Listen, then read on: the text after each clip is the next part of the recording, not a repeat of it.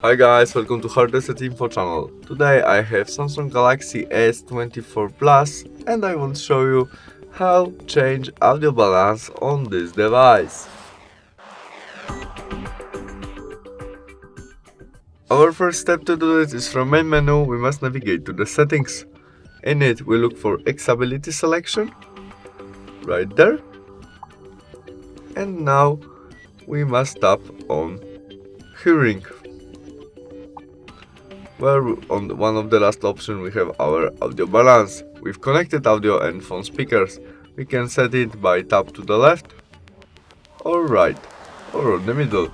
The same story with phone speakers. That's all. Thanks for watching. See you soon. Bye.